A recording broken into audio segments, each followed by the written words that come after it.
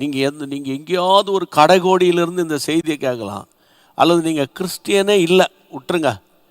இப்போ நீங்கள் புதுசாக தான் இதை கேட்டுக்கிட்டு வரீங்க, நீங்கள் உங்கள் மனசுக்கு ஆறுதலுக்காக கேட்குறீங்களோ, அல்லது உங்களுக்கு ஏதாகிலும் ஒரு அற்புதம் நடக்கணும்னு கேட்குறீங்களோ, அது எனக்கு தெரியாது.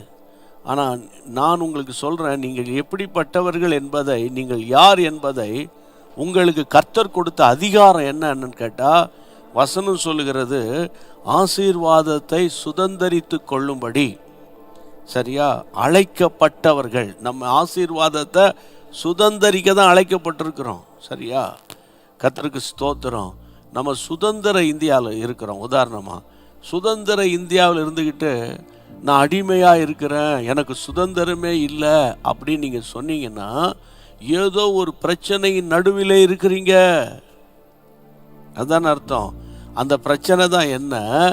அந்த பிரச்சனையை வச்சுக்கிட்டு ஒரு மனப்பாடு இல்லாமல், கர்த்தருடைய இரக்கம் இல்லாமல், த ஸ்பிரிட் ஆஃப் கம்பேஷன், அதாவது அந்த மனதுருக்கம் இல்லாமல், சகோதர ஸ்நேகம் இல்லாமல், கர்த்தருடைய பிள்ளைகளை இணக்கம் இல்லாமல், தீமைக்கு தீமையும் உதாசனத்துக்கு உதாசனத்தையும் அப்படின்னு நடக்காமல், நீங்கள் அதாவது நம்ம எப்போவுமே உங்கள் மேலே உங்களை குறித்து, மறுபடியும் சொல்கிறேன், உங்கள் மேலே உங்களை குறித்து உங்களுக்கே ஒரு தெளிவு இருக்கணும். நான் யார்? நான் ஆசீர்வாதத்தை சுதந்தரிக்க அழைக்கப்பட்டவன். அப்போ என்னை ஆசீர்வதிப்பீரா? யார் இது சொன்னா? அது எனக்கு இந்த ஆசீர்வாதம் இல்லையா, யார் கதர்னா? ஏசா. ஞாபகம் இருக்குல்ல? ஏசா, தகப்பனே என்னையும் ஆசீர்வதிங்கப்பா. அப்பாட்ட போய் கெஞ்சி கூத்தாடுறான், என்ன ஆசீர்வதிங்க.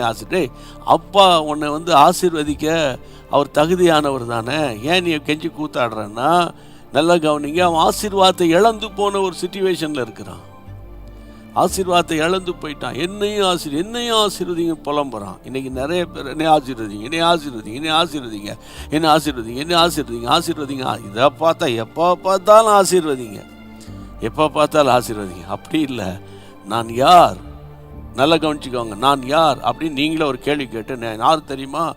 ஆசீர்வாதங்களை நான் அனுபவிக்க அல்லது சுதந்தரிக்க அழைக்கப்பட்ட ஒரு தேவ மனிதன் அப்படின்னு நீங்களே உங்களுக்கு சொல்லிக்கணும்.